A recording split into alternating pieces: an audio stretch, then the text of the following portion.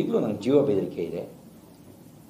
ನಂಗೆ ಸೂಕ್ತ ರಕ್ಷಣೆ ಕೊಡೋದು ಸರ್ಕಾರದ ಜವಾಬ್ದಾರಿ ಇದೆ. ನನಗೇನಾದ್ರು ಅನಾಹುತ ಆದರೆ ಅದಕ್ಕೆ ಹೊಣೆಯನ್ನು ಸರ್ಕಾರವೇ ಹೊತ್ಕೊಳ್ಬೇಕಾಗತ್ತೆ ಅನ್ನೋ ಮಾತನ್ನು ಹೇಳ್ತಾ, ಇನ್ನು ಉಳಿದಂತೆ ಸಂಬಂಧಪಟ್ಟಂತೆ ಕಾನೂನು ತಜ್ಞರು ನಮ್ಮ ಪಕ್ಷದ ವರಿಷ್ಠರ ಜೊತೆಯಲ್ಲಿ ಸಮಾಲೋಚನೆ ನಡೆಸಿ ಮಾನವ ಹಕ್ಕು ಆಯೋಗಕ್ಕೆ ದೂರು ಕೊಡೋದು, ನಮ್ಮ FIR ರಿಜಿಸ್ಟರ್ ಮಾಡದೇ ಇದ್ದವ್ರ ಮೇಲೆ ಕ್ರಮ ತಗೊಳ್ಬೇಕು. ಅವರು ಯಾಕೆ ರಿಜಿಸ್ಟರ್ ಮಾಡಿಲ್ಲ, ಅವ್ರ ಮೇಲೆ ಯಾಕೆ ಕ್ರಮ ತಗೊಂಡಿಲ್ಲ? ಅವರು ಸಸ್ಪೆಂಡ್ ಮಾಡಿ. ನೀವು ರಿಜಿಸ್ಟರ್ ಮಾಡದೇ ಇದ್ದವ್ರ ಮೇಲೆ ಯಾಕೆ ವಿಧಾನಸೌಧದ ಮೇಲೆ ವಿಧಾನ ಮಂಡಲದಲ್ಲಿ ನಮ್ಮ ಮೇಲೆ ದೌರ್ಜನ್ಯ ಮಾಡಿದವ್ರನ್ನ ಬಿಟ್ಟು ಕಳಿಸಿದ್ರಿ?